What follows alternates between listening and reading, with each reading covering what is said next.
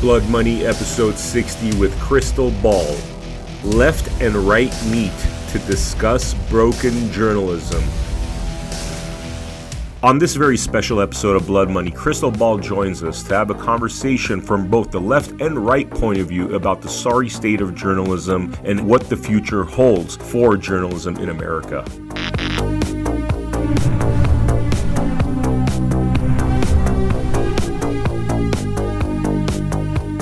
All right, we're on the latest episode of Blood Money. Today we have a very special guest, Krystal Ball. How you doing, Krystal?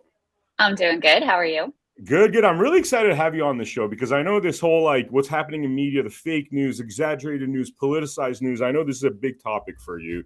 And so, let's just kind of dive right into it. I think people know your background. Your bio will be on the bottom here. So let's talk about all this misinformation, fake news, exaggerated news, and politicized news. What do you think's going on in the media right now?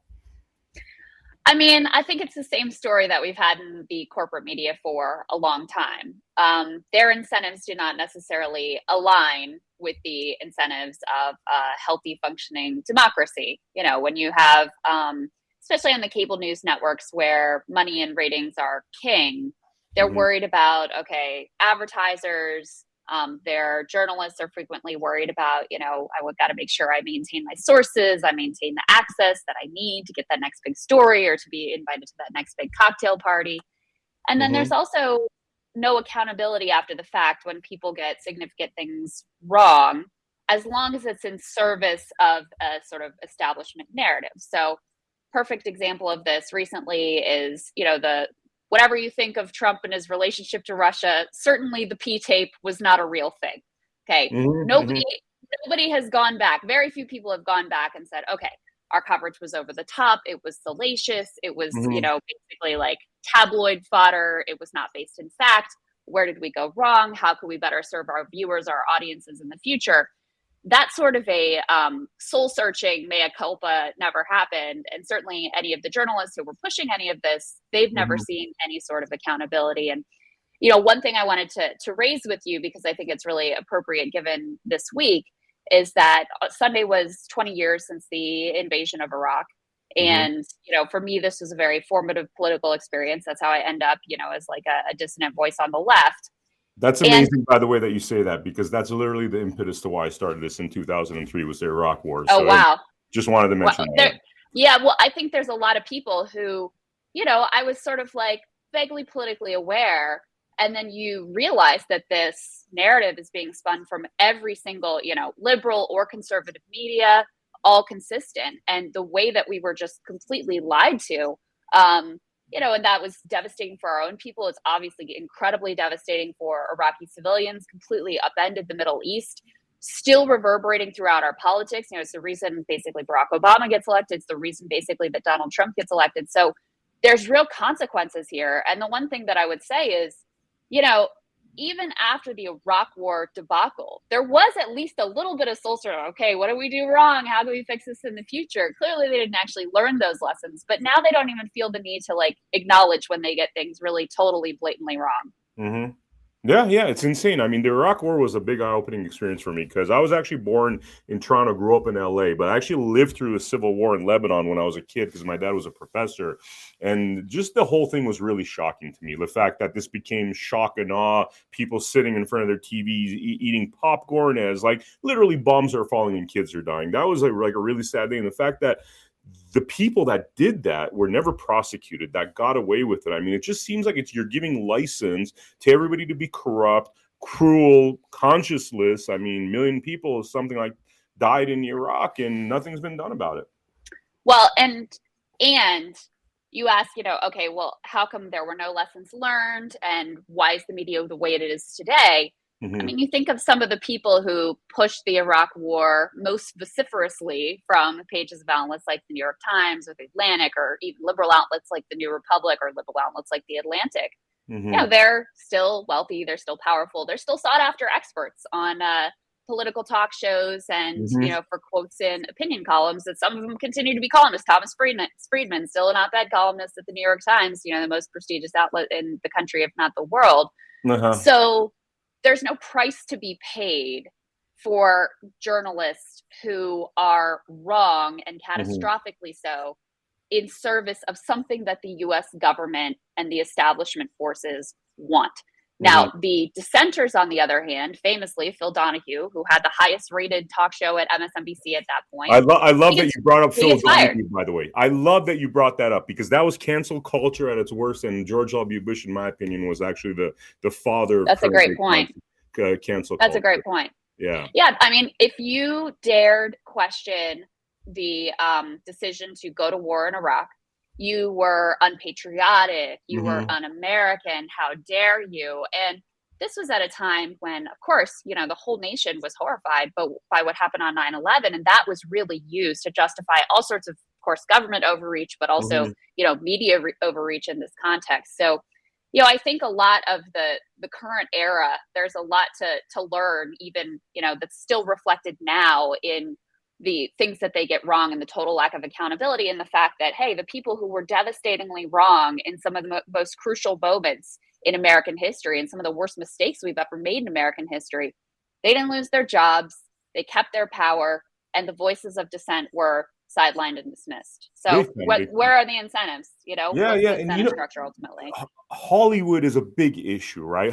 Because you're bringing back flashbacks right now. I remember when Michael Moore went on stage during the Oscars, won the Oscar, the whole audience booed him because he was talking smack about George W. Bush. And George W. Bush deserved that. He's a war criminal, if you ask me. I think he is a war criminal if you actually look at the law by the letter of the law and not talk about, you know, corrupt lawyers, judges that, you know, have really skewed the law. And you know, similar to that, we saw the Will Smith experience, which this dude slapped Chris Rock, and he had a standing ovation when he won the Oscars. And just to me, it's like the sheepish behavior. I mean, you're literally talking about just another brick in the wall when it comes to a lot of these Hollywood types that actually have the power to inform and really hold these people accountable. But, you know, that's not what happens.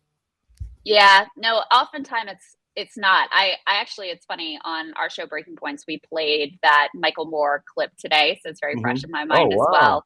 Wow. And we also played a little bit of the Phil Donahue show where he was hosting Tim Robbins and Susan Sarandon, who actually were some lone, you know, courageous voices of dissent. Because what we decided to do with regard to the 20-year of Iraq, you know, anniversary of the Iraq War invasion was, there's a lot of retrospectives talking about the villains as we are now, but very few looking at, all right, well, who actually got it right and what happened with them? So there were some lonely voices, but there's no doubt if you were just interested in your career and your ambition, which direction you were going to go along with at that point.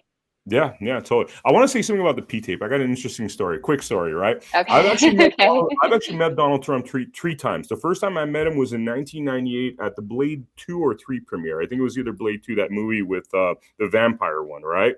So I met him there. And I met him 2 more times at a place called International Jet Interior, because I was a full-time TV producer before going more independent, and I'd actually sold a show about basically Pimp My Plane, and it was Donald Trump's plane that was being in off the Ronkonkoma exit in Long Island is where the hangar where they were building Donald Trump's, the interior of his jet, right? So all 3 times that I met him, when I shook his hand, this man is a complete germaphobe. And so when I heard these tape things, because the way he shakes hands is really weird. It's like he kind of doesn't want to touch you, but he doesn't want to seem like Howard Hughes is, so he kind of goes for it. And I noticed in his, like, as he was running for office, like, he'd be really uncomfortable. He'd do this weird kind of slippy thing, and then he started getting more comfortable. I think people were telling him, dude, you look weird just like slipping your hand out. That's not a real handshake. So it almost made me seem bizarre. I'm like, there's no way this Howard Hughes germaphobe type of dude is like peeing on anyone. Don't know what his kink is, but that was not a high contender on the list. So how do we fix this madness? I mean, what do we do because this is destroying the country. It's tearing us apart. It's been doing it since, in my opinion, since the Fairness Doctrine went away. The 2000 election, I think, was one of the most divisive elections that really put the country on the brink. And since then, it seems to get worse and worse. So what do we do to fix this all? I'm actually. Do you consider yourself a conservative, or do you position your politics? I'm weird in the sense that I started off as a hardcore liberal. I grew up in Hollywood. Okay. I went to UCLA for school. I was actually, believe it or not, a Bernie Sanders supporter at one point before actually peeling the onions and realizing that was just a really bad idea, in my opinion. So now I'm more on the conservative side, but I tend to be liberal on a lot of topics too. So you're kind of heterodox. I don't like to pinpoint myself as something, because like Chris Rock says, I'm liberal about certain things, I'm conservative about other things. I frankly don't give a crap about the transit agenda. If some people are 18, they could do whatever the hell they want. I don't like that kids are being attacked. So I get conservative when we're talking about 4-year-olds transitioning. But if you're 18, you could do whatever the hell you want, in my opinion. So yeah, that's. I was just curious because I think a lot of conservatives, when the Fairness Doctrine was in place, many of them despised it because, they felt it was basically weaponized against them to keep their views off the air. It was always sort of a politically mixed view. I agree with you in terms of there were some real benefits at the time to the Fairness Doctrine. The whole idea was that, hey, there's a limited spectrum. These are public airwaves. You have a responsibility to the public to present both sides of the story. Unfortunately, at this point, I think it just wouldn't work, given the fact that we no longer have a limited spectrum. People like us can spout off on Rumble or YouTube or podcasts or wherever we want. So I think that the just bringing that back is probably not a workable solution at this point. But to be honest with you, I'm actually really hopeful in a sense about where the media landscape is heading, because we no longer have this monoculture of media where there's a few limited gatekeepers and brands that people pay attention to. And you can see this in the fact that, of course, media trust has fallen off a cliff. I mean, that really starts with the Iraq War and just keeps going downhill ever since. You can also see it in the fact that some of the things that there's been an almost uniform narrative about from the media, people just aren't accepting anymore. So lab leak is a perfect example, right? There's a really uniform narrative, at least coming from liberal media, about, hey, it's racist to even suggest that this could have leaked out of a lab, which was always silly and absurd. Majority of people didn't buy it and don't buy it and aren't gonna buy it. I also just actually saw a poll about how people feel about whether they're more sympathetic toward Israelis or Palestinians. Obviously, the Israeli perspective is overwhelmingly more represented on the American airwaves. They also are much more organized in terms of political power that they wield in Washington. And yet the American people, majority, said, actually, our sympathies are more with the Palestinians. So I think that's a sign that there's been a real shift in the way people consume media. I think it's a real opening to have a better model that is more accountable to the people and more and in greater service of a people's agenda and a true democracy than the corporate for-profit model that we've been leaning on for forever now. Now, one thing I'll say, and I'll raise this, and I'm curious your thoughts too. There's a danger in new and independent media, which obviously I'm a part of, you're a part of, and I'm a huge advocate for, which is if you see some creators who become more interested in trying to say what they think their audience wants them to say than in what they actually think. There is a problem with audience capture that we have to be aware of. I think there's the way to be aware of that is have diversified income streams. So, you're getting some revenue from, let's say, ad monetization on Rumble or YouTube or wherever. You're getting some revenue from your audience, so you are accountable to them, but you're not completely beholden to them. So I think that's a relatively easy thing to fix. The other piece that is a challenge is, it's one thing for us to have a nice little set or a little studio and say what we think about the news. It's a lot more expensive to have on-the-ground reporting. It's a lot more expensive to have investigative reporting. So I think as we shift into a new landscape that is more heavily dominated by independent spaces, I think we're going to have to be really creative about how we fund those sorts of things, which are absolutely indispensable and invaluable in terms of the functioning of a society. Yeah, totally. Have you seen the movie Zodiac by any chance?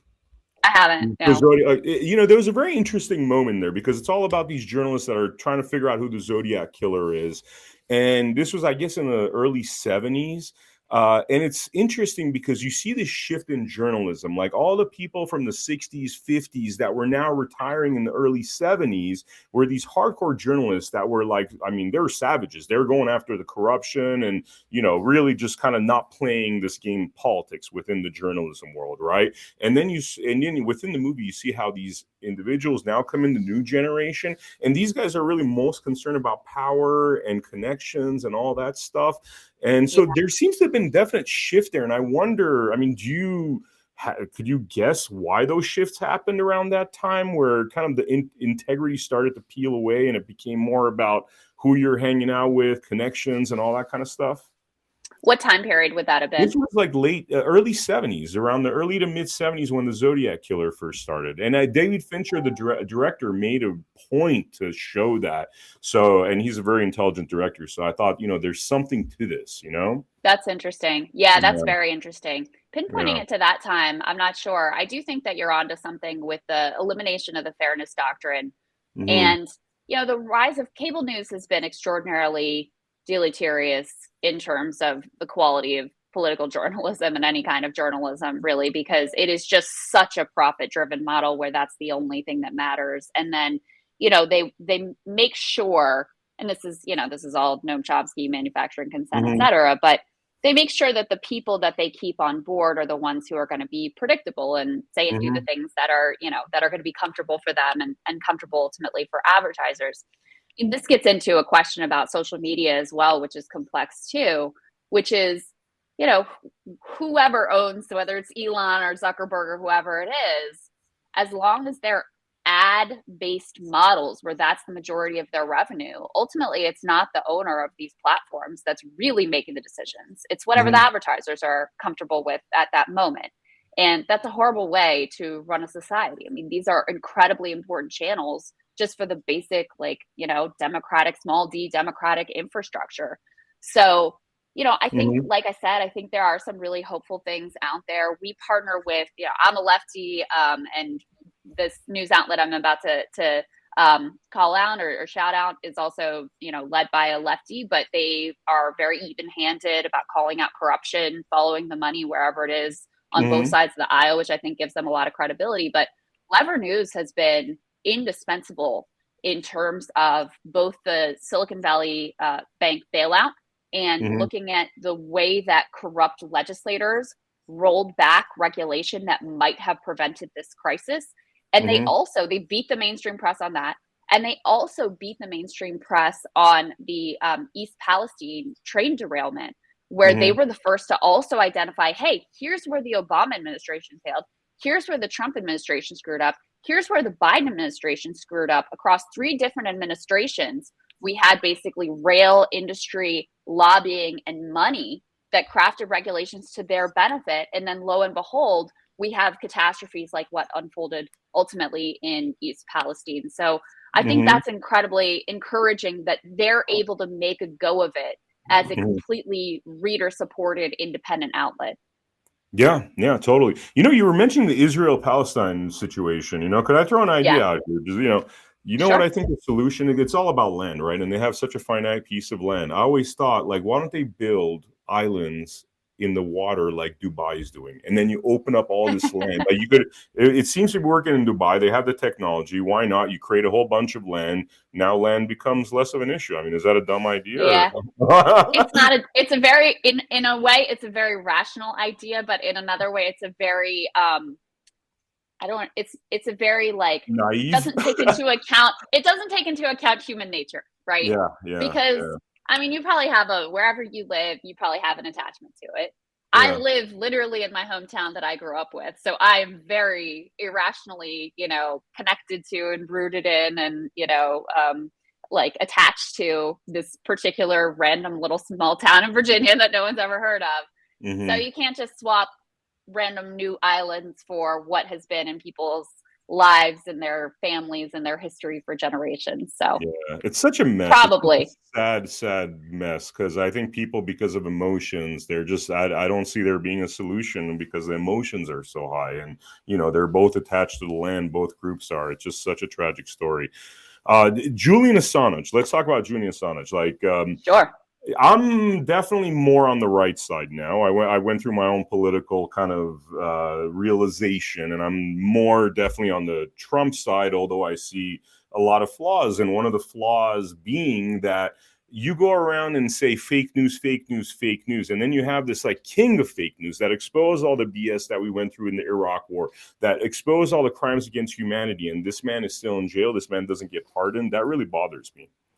Yeah, I completely agree. And I, really appreciate you as someone who, sees a lot that you like about Trump being able to say that, because a lot of people just put on their political hero worship blinders, and that's that. And come up with a million excuses why, he didn't do it was Jared or whatever. But I mean, on the flip side, as someone on the left, let me say that for all the Democrats moralizing about the free press, democracy, et cetera, here's Joe Biden, going forward with the prosecution. And back under the Obama-Biden administration, their initial view of Assange, and Obama absolutely hated Assange too, but they looked at the case and they said, we can't charge this guy without criminalizing all of journalism effectively. There is no way for us to draw a line between Julian Assange and the New York Times, who were, publishing some of the revelations from WikiLeaks. So they passed on prosecution for that reason. Now, those dynamics have not changed. And yet Joe Biden continues to move forward with, attempting to extradite Julian. And it is an absolute travesty. There's it's funny you bring him up. I actually just interviewed his brother and his father, Gabriel and John Shipton, for my show, Krystal Kyle Friends, last week. They were here in DC, so I got to see him in person, talking about a documentary they put together about their fight for Julian's freedom. And I think the number one thing that is paramount is, of course, the principle of protecting free speech, being true to the First Amendment, protecting journalism, protecting whistleblowers. Like, that's obviously the paramount of paramount importance. But what comes through in this documentary is, this is also a human being. This is a man whose life has been completely destroyed. They show him talking on the phone at bedtime with his young children, him trying to, sing songs and read stories with them. There's a lot, his wife, Stella, is in the documentary quite a bit. Obviously, his father, his other family members. And it's outrageous, but it's intentionally outrageous because they want to send a message to anyone else who's out there like him, who may, have Andrew Tate. hand them to see. Sorry to interrupt you. Andrew Tate's another one, still in jail. We don't even know. I don't know if I got it. That one I don't know the details of. It seems to me like he all but confessed to some of the things that he's being accused of. So I'll put that one to the side. Okay. But the intent with Julian is clearly to send a message, to chill free speech, to scare people from reporting things that were uncomfortable. For this, again, goes back to the Iraq War. Democrats came to not like Julian Assange because they thought he was working with Russia to help Trump or whatever nonsense they believed. But this has nothing to do with that. This prosecution is based on him and WikiLeaks revealing war crimes that were committed during the Iraq War. And once again, the people who were involved in committing and directing those war crimes scot-free. The man who exposed them sitting behind bars and could potentially spend the rest of his life behind bars. So insane. It's absolutely so insane. I mean, we talked about the fairness doctrine, and it doesn't seem like you think that's a solution to it. What do you think about opinion in news? Because it seems like the news should just be the most boring version of this is what happened, you decide what happened. But yet we have these pundits sitting there talking about their opinion, kind of infusing lies within the news, because it's very hard to kind of differentiate between what is fact versus what is opinion.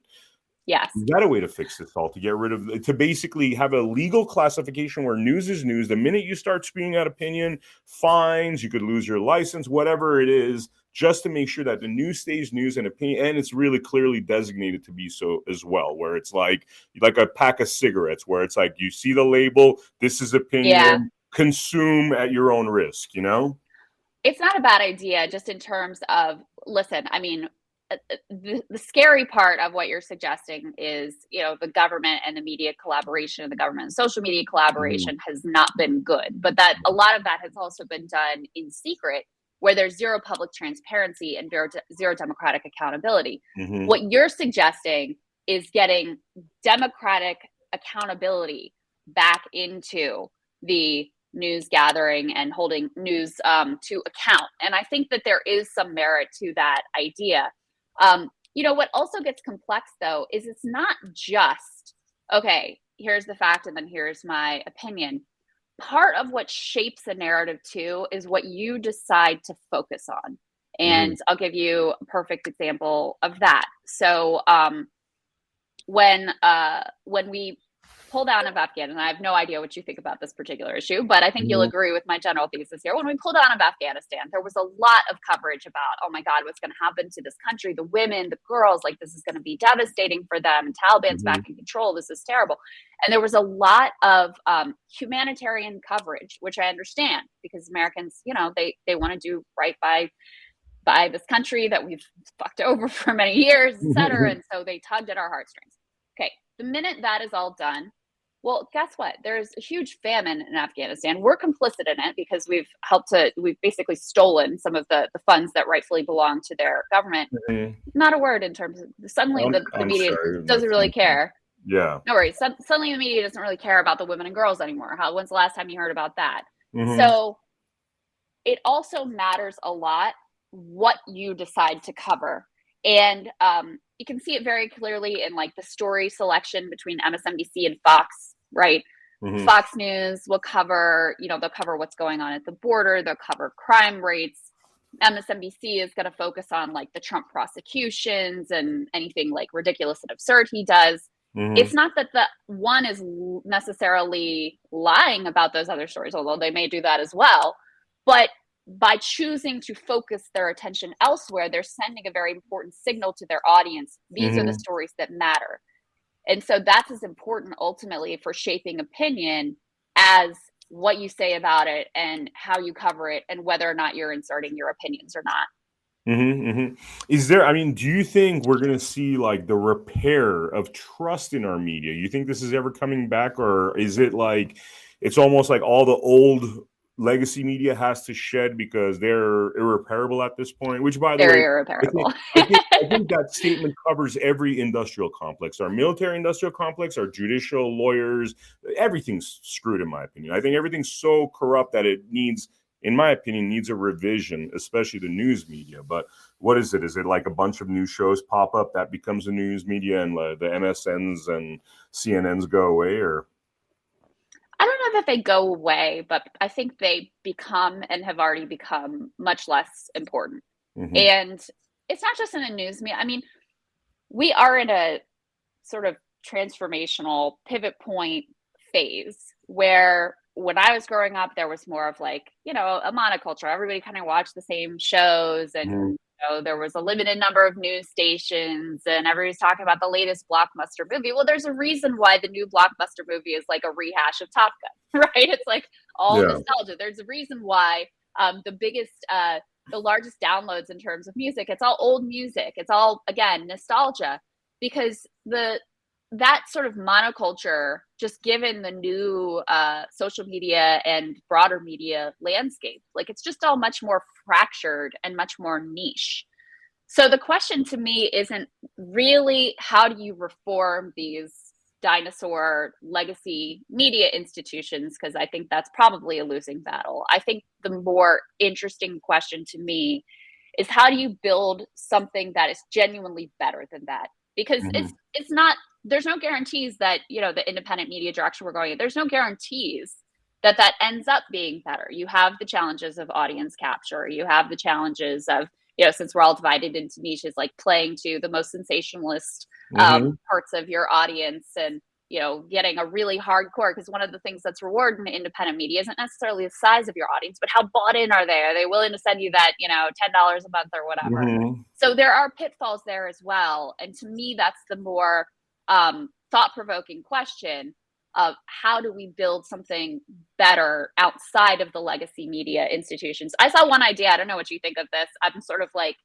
still puzzling over it myself. But do you remember how Andrew Yang suggested this idea of democracy vouchers, where people would have a certain amount of money that they can contribute to political candidates, and they're just like, kind of like France thought, does. France does that. You choose, I think in your taxes, you could choose where some of your money is going. Oh, really? They can say, yeah, I think so.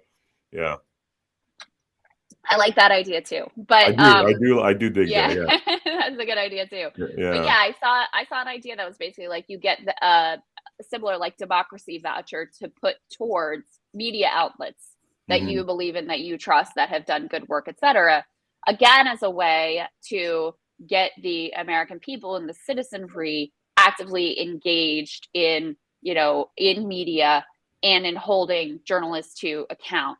So I thought that was an interesting direction, because you also don't want independent media to just be geared towards those who can afford to pay whatever the price of admission is for for the Patreon or for the Substack or whatever. Yeah. What are some of the shows or approaches with shows that you find intriguing, that you feel like are a step in the right direction? Is there any particular content that you feel like kind of does the bullseye for you? I mean, obviously my own show. Yeah, of course. I mean, I'm obviously a little biased, but I will tell you, we were very intentional about the way we put Breaking Points together. First of all, the fact that I'm a lefty and Saagar has some more right-wing views, even though neither one of us is really, sort of doctrinary down the line. It on a daily basis, it forces me to engage with other opinions that, don't naturally come to. And it forces me to engage with an ecosystem that I otherwise could completely shut myself off from. And we've both had experiences where in an editorial call, we'll say, hey, what did you see this crazy thing or whatever? And the other one will be like, yeah, but did you see it? Like, that's not really what happened. And here's a backstory, whatever. And we're like, oh, it wasn't as advertised. But if we weren't there to check each other, we're human beings, we're fallible and all of that. Like, it could easily go down some silly bubble directions. And not to say that we're perfect even with that check, but I think that helps. That's number one. Yeah. Number two, we have, our number one source of revenue and most important to us is from our audience directly supporting us and believing in what we do. I think that's really important. But I think it's important that you have other sources of revenue too. So we have, a monetization with our podcast and monetization with the YouTube version. But our personal rule is we don't take any direct corporate sponsorships, because we don't want to be influenced by corporations whatsoever. We don't even want the appearance of that whatsoever. And we will never talk to an advertiser. So I have no idea what ads are running on the podcast. No clue. It's all completely arm's length, completely blind. We are able to say some categories that we don't want to advertise on our show. So we can be thinking about, like, for example, we say no pharmaceutical ads. But I think, and then the other piece that we've built in is we don't have the bandwidth to do the on the ground reporting and the investigative journalism and all that would be part of a full independent media ecosystem. We're small and we're new, so we don't have that bandwidth, but we partner with people we respect who are doing some of those things so that we can promote them on our network. We can have benefit of some of the reporting and some of the resources that they are utilizing. And hopefully everybody, it's not a zero-sum game. So hopefully we can all sort of build something together that way. That's awesome. That's awesome. So glad that you guys are doing this work, because we are the new media. We are the new media. I don't know if the CNNs are going to disappear, but I have a feeling the kind of content we're doing is going to start filling the MSM somewhere. It could be years from now. It could be in the next, few months. But I think that, there's a void that has to be filled, really, Yeah, I completely agree. And like I said, I'm kind of optimistic about it. I'm pretty hopeful about it. I think there's a real opportunity right now. And, I think Lever News that I mentioned does phenomenal work. I think, some of the reporting like Matt Taibbi's been doing. I think that, there's a number of people and outlets out there that are really trying to do something that's different. Matt is launching a new like complete outlet. So it'll be exciting to see what he does there. And I will also say, digging into like the SVB bailout, what's going on in terms of financial journalists, a bunch of great Substacks out there that have been invaluable to me as well in trying to understand what exactly is going on there. So Yeah. I don't think there's going to be a new mainstream in the same way. I think there's going to be a large ecosystem that hopefully, like I said, has better incentives, is more accountable to the people, and is ultimately a healthier ecosystem with a wide variety of views to, rebuild some of what has been lost in this country. Totally. I'm down to my last two questions, by the way. I wanted to go back to Julian Assange. Now, when Julian Assange, they first started going after him, I recall that there was some kind of like sexual misconduct allegations, right? Yeah. Whatever happened to that? I mean, was that something that was just randomly being thrown out about? Yeah, I think it was total bullshit. Is my understanding, and the charges were ultimately dropped. And it certainly appears Julian always denied the charges. I don't think they were able to really marshal any kind of evidence, and ultimately it was dropped. In retrospect, it definitely looks like this was just an attempt to prosecute him for something. Do you think there's a weaponization of such false accusations when it comes to especially men in particular? I mean, I think certainly at times. I think there was a real corrective that needed to happen in the Me Too era. Harvey Weinstein, Bill Cosby, you had all these guys who were, and not just men, but largely men, who were for decades known to be abusive, harassers, outright sexual, rapists, and they got away with it. And a lot of them, they got away with it because they were powerful and they had money. Media was complicit in some of this. Brendan Farrow can talk about that with regard to Harvey Weinstein and the connection there with Hillary Clinton. But the idea that you should just reflexively and uncritically believe one gender over another, it's just not fair. Ultimately, it's just not fair. So I think there was a real needed corrective when you look at the number of sexual assaults that went unprosecuted, the number of women who felt like they couldn't come forward, etc. But when you just go to the place of we're going to knee-jerk hashtag believe all women, then this becomes an absurd place to really stand. So, I think you have to evaluate each thing on its merits. And, I think people deserve due process, and I think women deserve to, be supported. And I think they deserve to bring their claims and be taken seriously as well. But you could see in the Biden campaign, you could see the way that people were only interested in believing some women ultimately, because when Tara Reid came forward with a rape allegation that had some contemporaneous evidence to back it up against Joe Biden, this was completely shut out from the media, completely dismissed by the media. And that, among other things, I think exposed that, this hadn't been done in an even-handed way.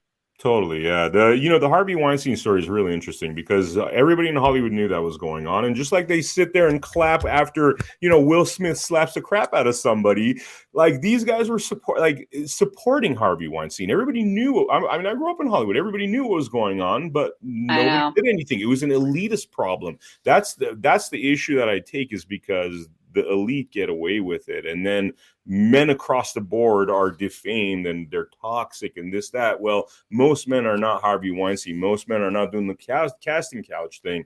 And it just seems that there's more analysis needed in that topic, because if you're not Harvey Weinstein, and I've been in Harvey's office many times, met him like 20 years ago. It's the guy's a pervert. What can I say? I mean, it's like you couldn't have a woman walk in the room without his eyes, didn't have self-control, and everybody knew it, and whatever, they protected him. But Epstein was a perfect example of that, right? Yeah. Who intentionally, he probably had his reasons to do this, cultivates this wealthy, powerful circle that protects him until he, becomes a danger to them, and then he kills himself. Yeah, and it's pretty obvious to me. Those paintings, you have a painting of Bill Clinton with Monica Lewinsky's dress. You have paintings of George W. Bush flying little paper airplanes. I mean, that to me is clear-cut extortion. Like, that's what it looks like. Like, you know, MF, I have you on the wall. I know what you did, and you mess with me, and X, Y, and Z happens. That's what it seems like to me. But that's just, you know, my assumption, because a proper investigation was never done on the topic, you know? And probably never will be. Will never be. Yep. Last question. Is there anything we missed out on that you want to talk about? You know, the mic's yours. We do this every episode where, you know, if there's anything you want to tell the viewer. Well, one thing that I will just shamelessly promote is I'm actually moderating a panel on, it's called Bad News, and it's about how the media lied us into war in Iraq. It's an interesting group. There's a one panelist who was one of the few journalists who actually was skeptical at the time, and he's still a great journalist for Reuters. He's been on the ground in Ukraine, and in the pre-call, he was talking about how, you know, it's really important people understand we don't have access to the Russian side of the story here. So you're getting, it's not necessarily a bias thing, but you're getting a limited picture, and that needs to be, you know, made clear to readers of your work. Another journalist who was dead wrong in terms of the Iraq war and completely did a 180 and a lot of soul searching after the fact of like, what the hell, how did I get this so wrong? And then someone who considers herself on the right and was a critic, which is really courageous, of the Iraq war from the right, because there were almost none of those at the time. So it's being hosted in partnership with the Quincy Institute. It's going to be at George Washington University. You can RSVP online. It's at 4 p.m. Eastern. And you can watch, you know, online or in person. So awesome. What's the URL? We could put that on the bottom when we post this. I'll send it to you. I think if you Google it, it'll come up. Or if you look at my Twitter, I've been posting about it. Twitter is at Krystal Ball. So you can find all the details there. That's awesome. That's awesome. I mean, I give you so much credit for talking about the Iraq war. That was like that was basically my life-changing experience. The reason I got into all this, I was actually working in Hollywood, working underground behind the scenes without telling, because, you know, you're dealing with a bunch of sheep in Hollywood. You tell them, hey, I'm like on Michael Moore's side, you know, ready to, you know, I want like war crimes charges on Cheney and Bush, and they look at you like it's just too much for them. It's too much. They can't handle it. They weren't ready. They weren't ready for that. I was undercover for like 8 years, and before I was ready to reveal myself. So I love that you're doing that. I mean, that was a critical point in our history, and we're suffering, I think, the consequences of that until today, you know, unfortunately. Huge ramifications. Huge. We will never be able to wrap our head around just how much that changed American and world history. So I enjoyed the conversation, though. Thank you so much. This was awesome. Thank you so much for coming on Blood Money. And for the viewer, definitely check out our website, americahappens.com, where we're posting episodes every day, like the Joey Gilbert podcast, Mindy Robinson, who's producing 2 shows with us, and a whole lot more. I will see you on the next episode of Blood Money. Thank you very much.